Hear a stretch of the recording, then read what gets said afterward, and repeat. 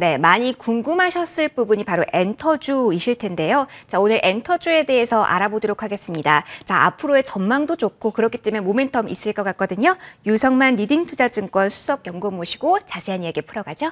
안녕하세요. 안녕하십니까. 예. 네, 안 그래도 오늘 아침부터 리포트도 매수 리포트도 막 쭉 나오고 SM이 오늘 52주 신고가 찍으면서 엔터주 정말 시동 거나 궁금하다 하반기 어떻게 될까 생각했는데 오늘 딱 나와주셔서 와 하고 보시는 분들 많을 것 같아요. 자, 하나씩 깊이 있게 들어가 볼게요.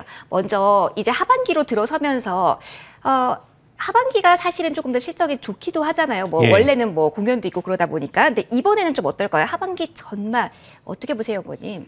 예, 일단 엔터주는 하반기에도요. 말씀하신 대로 실적 모멘텀이 지속되는 게 원래 엔터주가 1분기가 제일 낮고 뒤에 4분기로 갈수록 실적이 좋습니다. 이유는 연말을 앞두고요.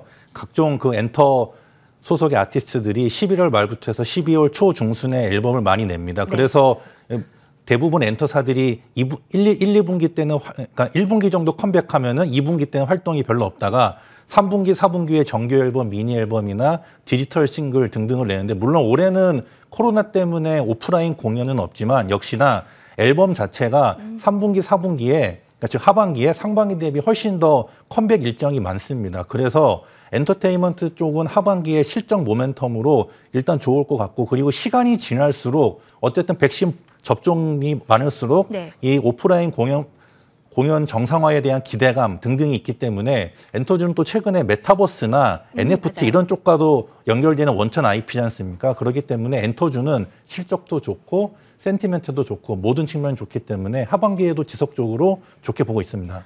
그렇네요. 사실은 이 엔터주 자체만의 매력도 있는데 코로나 이후에 그 리오프닝주로도 묶이기도 하고 메타버스 예. 관련주로 묶이니까 모멘텀을 안고 이 종목들은 계속 보시는 게 좋을 것 같아요. 그런데 이게 종목들 중에서 좀 보다 보니까 뭐 하이브는 워낙 저기에 있으니까 예. 뒤로 하고 SM과 JYP의 좀 이 2위 경쟁이 좀 치열한 것 같습니다. 예. 사실은 제가 이 아이돌들을 많이 모르는 게 약점이거든요. 예. 그래서 근데 저 같은 분들도 많으실 테니까 조금 큰 틀에서 어떤 모멘텀을 가지고 얘네들이 왜 상승 그 동력이 될 수 있는지 좀 설명 좀 해주실까요? 네, 일단 SM 같은 경우는요. 일단 현재 지금 가장 핫한 그룹이 두 개인데 남자 그룹은 NCT고요. 여자 그룹은 에스파입니다. 예. 근데 이제 NCT 같은 경우는 최근에 앨범 판매량이 기하급수적으로 늘고 있는데요. 지난 2분 이따가 실적 리뷰에도 말씀드리겠지만 2분기 때도 200만 장 이상의 판매를 올렸는데 이번에 NCT가 새로운 앨범도 첫날에 130만 장 이상이 판매되면서 기대감을 높이고 있고요. 그리고 에스파 같은 경우도 이제 데뷔한 지 얼마 안 됐지만 시장에서 아주 반응이 좋습니다. 특히 에스파는 그 누구보다 데뷔할 때부터 메타버스를 활용해서 일종의 그 디지털 캐릭터를 같이 선보인 그룹인데 네. 에스파에 대한 최근 인기가 매우 그 평판이 좋기 때문에 네. 또 에스파는 올해 하반기에 정규 1집 앨범을 아니죠. 그 에스파는 올해 정규 앨범이랑 미니 앨범을 낼 계획입니다. 지금 나오는 그룹이 예, 맞습니다. 에스파예요. 예. 그래서 여태까지는 디지털 싱글만 냈는데 이제부터는 정규나 미니도 낼 것이기 때문에 하여튼 NCT와 에스파 모멘텀 거기다가 SM은 전통부터 다들 아시는 뭐 이런 동방신기, 샤이니, 슈퍼주니어 많지 않습니까? 이제 좀 마음이 편하네요. 네. 이제 그런 아티스트들의 기존 구보조차도 많이 팔리고 있거든요. 그래서 신보와 구보 모두 잘 팔리고 있고 JYP 같은 경우는 기본적으로 트와이스가 잘 나가면서 최근에 남자 그룹인 스트레이키즈가 올해 하반기에 앨범을 낼 건데 하반기에 앨범이 아마 100만 장 이상 팔리지 않을까 조심스럽게 기대하고 있습니다. 그래서 네. 이러한 모멘텀 때문에 일단 두 개가 좋지 않나 보고 있습니다. 네, 일단 뭐 요 중에서 종목 이야기는 뒤에 가서 해보도록 예. 하고요. 2위 경쟁이 이렇게 치열하다는 건 업황이 살고 있다는 증거니까 예. 요런 그 모멘텀으로 살펴보시면 될 것 같아요. 아까도 여러 가지 뭐 메타버스나 여러 가지 시도를 하고 있기 때문에 모멘텀이 더 크다라고 말씀을 해주셨는데 대형 기획사들이 이제 팬덤을 활용해서 이 플랫폼 사업을 확장하겠다 이런 움직임을 보이고 있습니다. 결국은 이 팬덤을 확보해야 그래야지 실적이 쑥 올라가는 거니까 그럴 텐데 이걸 타고 올라갈 가능성을 높게 보시는 건가요? 네, 맞습니다. 그러니까 일종의 이런 팬덤 플랫폼 사업이 왜 의미가 있냐면요. 네. 일종의 소위 말하는 깔아놓는 매출이 많은데요. 이게 없으면 여태까지는 뭐 특정 유명한 가수가 컴백해서 앨범이나 이런 걸 많이 팔 공연을 하면 그 해당 분기에는 실적이 확 올랐다가 또 그게 부재한 분기에는 실적이 다소 저조했다가 이렇게 했는데 이 팬덤 플랫폼 같은 게 하면요, 이 기본적으로 글로벌하게 이런 뭐 앨범이 됐건 MD 굿즈가 됐건 팔리는 게 많아지기 때문에 그리고 일종의 그 유료 팬클럽 관련된 수익까지도요. 그렇기 때문에 엔터사 입장에서는 기본적으로 바닥에 깔리는 수익이 많아지게 됩니다. 그래서 최근에 이제 그 SM이나 YG나 뭐 JYP나 기본적으로 코로나가 드러나고 나서 오히려 오프라인 공연의 부재에도 불구하고 그 외적인 매출과 수익에서는 이 하단이 높아졌는데 바로 그 이유 중에 하나가 이런 팬덤 플랫폼 사업입니다. 즉 특정 이런 컴백 모멘텀이나 앨범 발매가 없이도 어느 정도 기본 하단이 올라왔기 때문에 앞으로 이러한 팬덤 플랫폼 사업은 모든 엔터사들이 다 당연히 할 거고요. 이거는 엔터사들의 실적 베이스를 높여주는 역할을 할 겁니다. 실적하면 이게 좀 나뉘잖아요. 어디서 실적이 가장 많이 나왔나 이것도 보는데 이 부분이 가장 실적이 폭발하는 그 창구가 될 수도 있을까요? 플랫폼 사업이? 예, 그러니까 왜냐하면 이게 플랫폼이라는 게 네. 이제 그러니까 우리나라 당연히 한국 사람이니까 당연히 가수 있으면 뭐 가요 프로그램 네. 잘 나오고 하다못해 뭐 강남이 됐건 어디가 됐건 좀 뭐 길거리에서 보기도 하고 콘서트도 하는데 이 글로벌 팬덤층이 많아질수록 정말 이 본인들이 좋아하는 아티스트들 평생 한번 보기가 소원입니다. 근데 이런 분들의 이런 욕구를 채워준 게 여태까지는 유튜브였습니다. 그래서 유튜브에서 그냥 이제 관련된 영상이나 뮤직비디오 봐서 유튜브 관련된 수익이 증가한 것도 있지만 이 공식적으로 이런 팬덤 플랫폼 사업이 되면은 이 본인들이 원하는 아티스트를 평소에 보기 힘든 글로벌 팬들조차도 그 사이트에 접속해서 이런 그 팬클럽에 가입해서 그럼 뭐 이제 채팅 같은 걸 통해서 본인이 원하는 이 아티스트들과 소통도 할 수 있고 관련된 구매도 할 수 있기 때문에 앞으로 이와 관련된 거는 향후 좀 중장기로 봤을 때는 가장 큰 폭으로 근데 이 플랫폼이라는 건요 음원, 음반, 뭐 MD 그와 관련된 부가적인 것들이 다 종합적으로 소비되는 거라서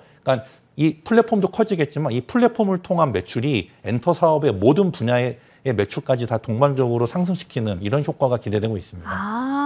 여기를 기대해보고 봐야겠네요. 그런데 이제 글로벌 팬덤 이야기를 해주셨는데 중국 쪽이 사실 중국 우려라는 말을 이 주식시장에서는 정말 많이 사용하는 것 같은데 중국 쪽에서의 이제 좀 위험 요소가 있다. 인민일보 사설을 통해서 이 아이돌 문화, 케이팝 문화를 좀 비판하는 게 올라왔는데 사실은 여러 기관지가 있지만 공산당의 인민일보에 올라와 있다는 건 간을 보는 게 아니라 조금 정식적인 그 스테이트먼트이기 때문에 좀 부담이 되기도 하거든요.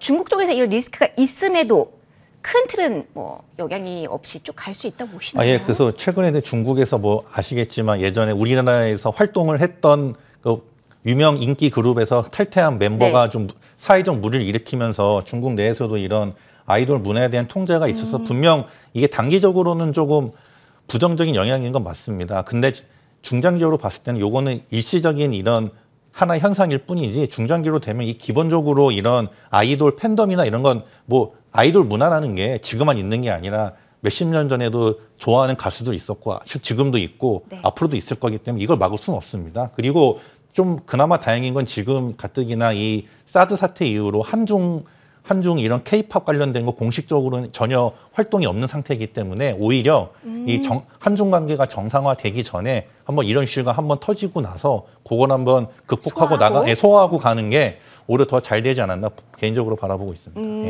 뭐 다행이라고도 볼 수 있겠네요. 좋아하는 거 막을 수가 없으니까. 자, 지금 시장에 관해서는 여러 가지 이야기가 나고 있고 이렇게 약간은 불안정할 때일수록 펀더멘털 실적은 꼭 봐야 되거든요. 이슈가 있어도 실적인데 엔터주 어떻습니까? 일단 엔터주는요 2분기에 전반적으로 기대 이상의 실적이 나왔습니다. 특히 SM과 YG를 봐야 되는데요.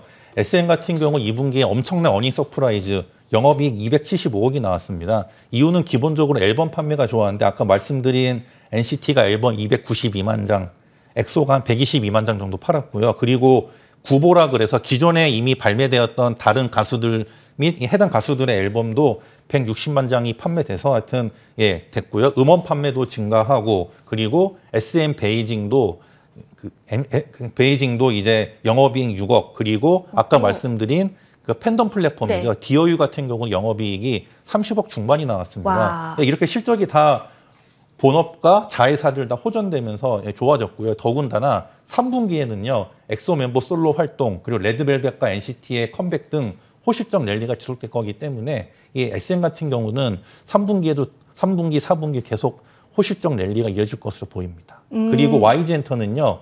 YG엔터도 영업이익 105억 기록하면서 어닝 서프라이즈였는데 YG엔터가 2분기에는 그 해당 소속 아티스트의 활동이 거의 없었습니다. 그럼에도 불구하고 영업이익이 100억을 넘었다는 건 아까 말씀드린 글로벌 음원, 음반, 네. 유튜브, MD 판매 이런 기본적인 펀더멘탈이 올라오면서 실적이 좋아진 건데요. 특히나 이제 올해 3분기부터는요.